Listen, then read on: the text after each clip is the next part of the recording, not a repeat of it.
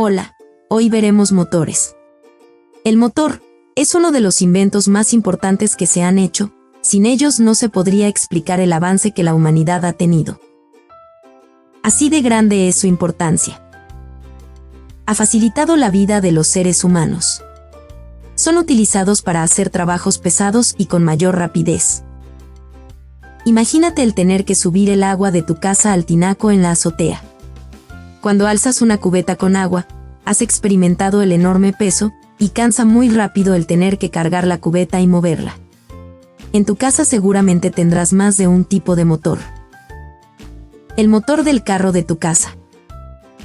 El motor de la lavadora, el motor de la licuadora, el motor de la secadora de pelo de tu mamá. A nivel mundial, se utilizan dos tipos de motores: motor de combustión interna y motor eléctrico. Veamos un poco de la historia del motor. El primer motor de que se tiene noticia es la máquina de vapor atribuida a Herón de Alejandría, en el siglo I después de Cristo, aunque entonces no tenía ningún fin práctico, sino el de solo entretener en los templos. Es hasta el año 1781 que James Watt desarrolló en forma definitiva un sistema mecánico para crear un movimiento de rotación a partir del movimiento rectilíneo de un pistón. Esto le permitió posteriormente diseñar el cilindro de doble acción, en donde el vapor impulsa al pistón durante su ascenso y descenso.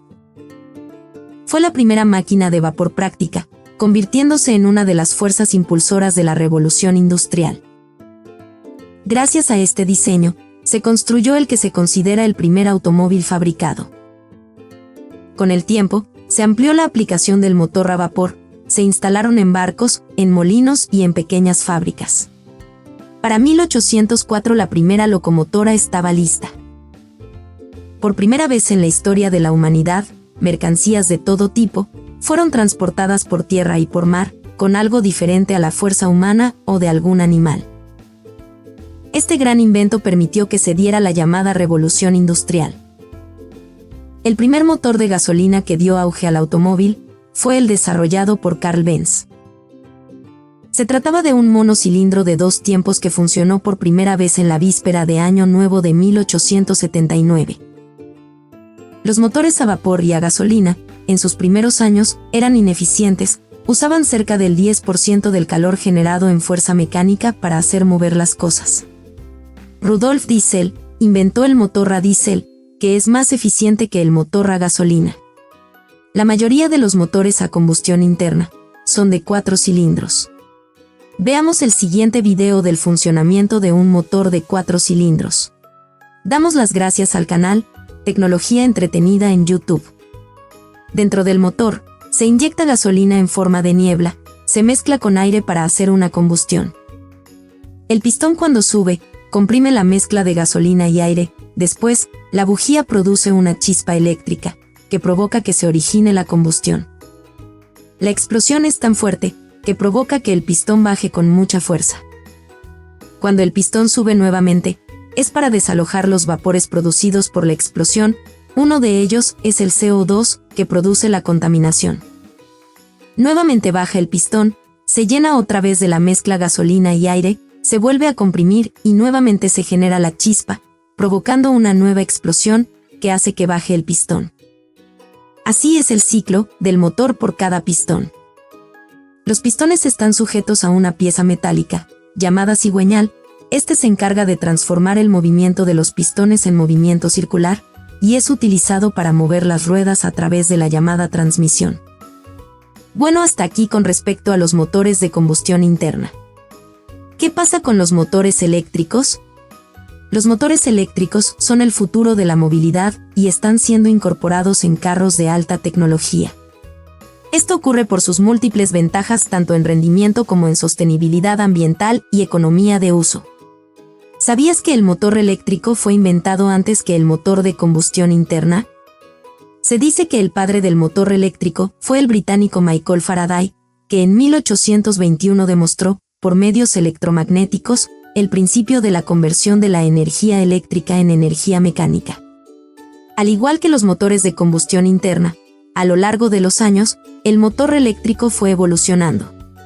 Tómate tu tiempo para ver estas imágenes, que nos muestran cómo fueron evolucionando los diferentes componentes que conforman al motor eléctrico. El empresario Robert Anderson inventó el que sería el primer vehículo eléctrico entre 1832 y 1839. Las partes básicas de un motor eléctrico son las que se muestran en la figura. De ellas destacan el eje, el rotor y el bobinado.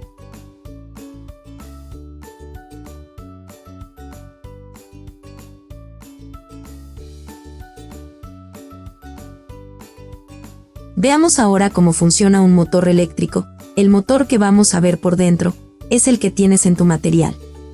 Observa el vídeo. Se puede distinguir bien el eje, el rotor y el bobinado.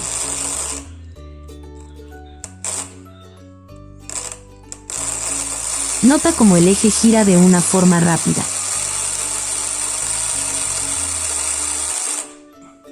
¿No te parece asombroso?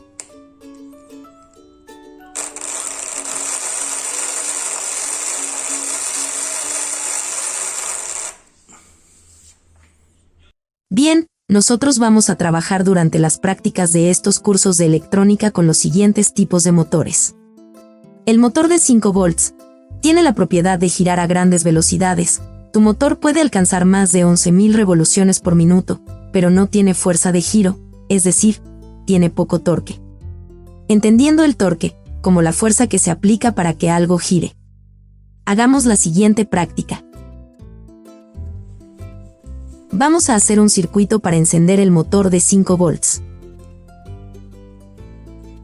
Hacemos la conexión de los cables DuPont para conectar la corriente positiva y negativa.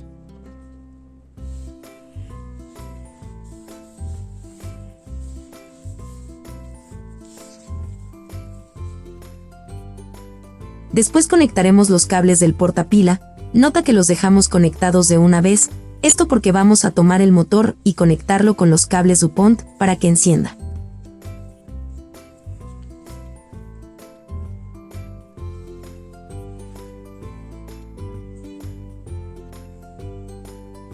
Ahora conectamos cada cable DuPont en cada una de las terminales del motor.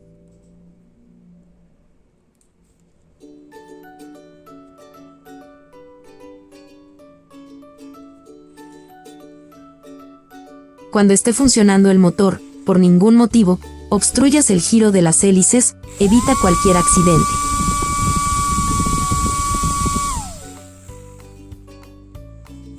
Nota la gran velocidad que tiene tu motor.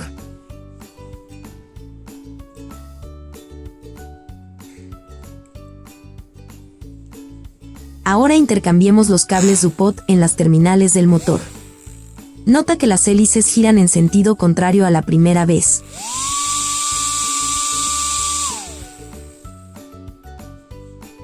Otro de los motores es el motor reductor. Su característica principal es que tiene una velocidad de decenas de revoluciones por minuto. Pero tiene un gran torque. Es decir, una fuerza grande para girar, y es usado para prácticas de robótica y automatización a nivel educativo. Hagamos la siguiente práctica. Coloquemos los cables DuPont, nuevamente, en las líneas positiva y negativa.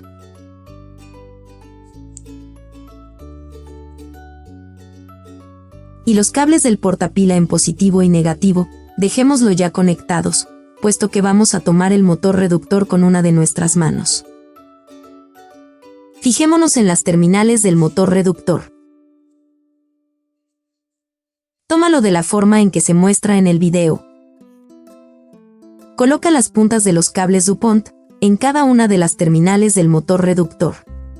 Nota que, a diferencia del motor de 5 volts, en el motor reductor, sí podemos observar cómo gira su eje.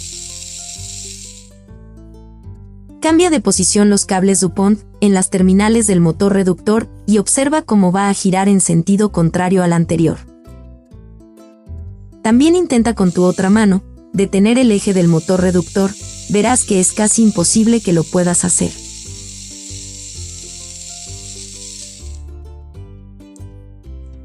Esta es una de las tantas aplicaciones que tienen estos motores. Una de ellas es el poder colocar llantas en los ejes del motor reductor. Al tener un gran torque este motor, las llantas van a girar con una buena fuerza y van a poder avanzar de forma lenta pero constante.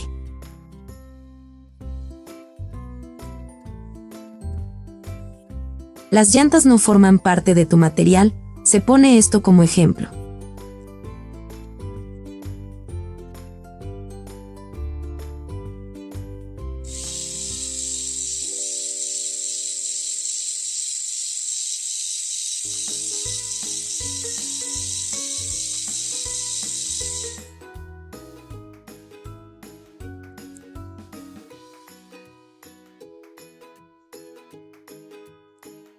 Nuevamente, al cambiar de posición los cables DuPont, podemos verificar que la llanta gira en sentido contrario.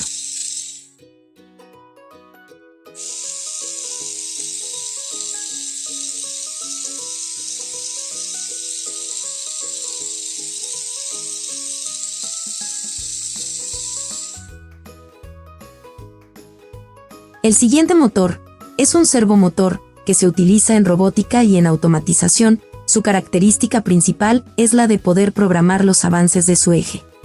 A diferencia del motor de 5 volts y del motor reductor, que los giros de sus ejes es continuo.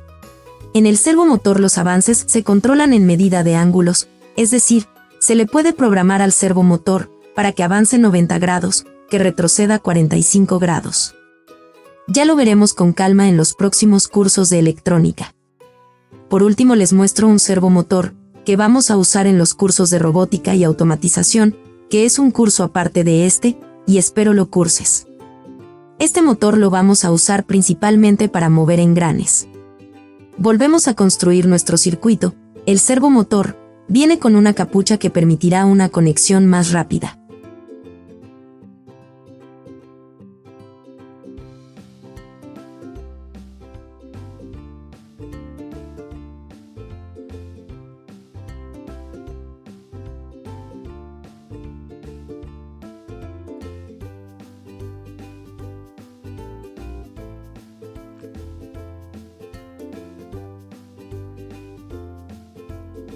Notemos de nueva cuenta cómo gira el eje de este servomotor.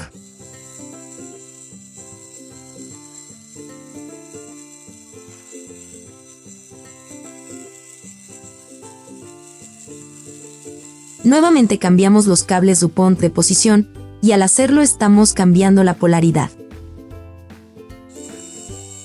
Ahora el eje gira en sentido contrario.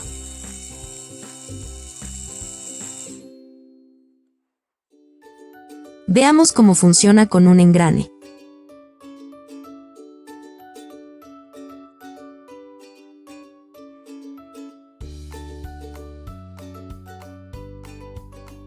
Lo haremos girar en un sentido, después intercambiaremos la polaridad de la corriente y notaremos cómo cambia el sentido de giro del eje.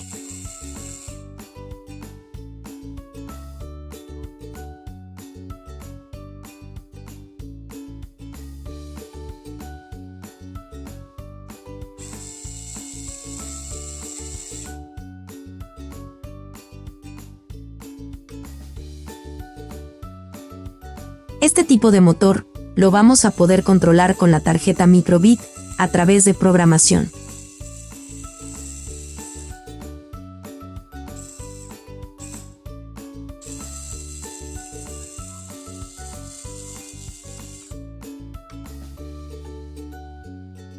Esto es todo con los motores. La próxima sesión veremos la placa Microbit, que será fundamental en las siguientes prácticas de este curso y de los restantes cursos de electrónica. También la utilizaremos en los cursos de robótica y automatización, es por eso muy importante que domines el cómo usarla y cómo programarla. Hasta luego. Y mucho éxito.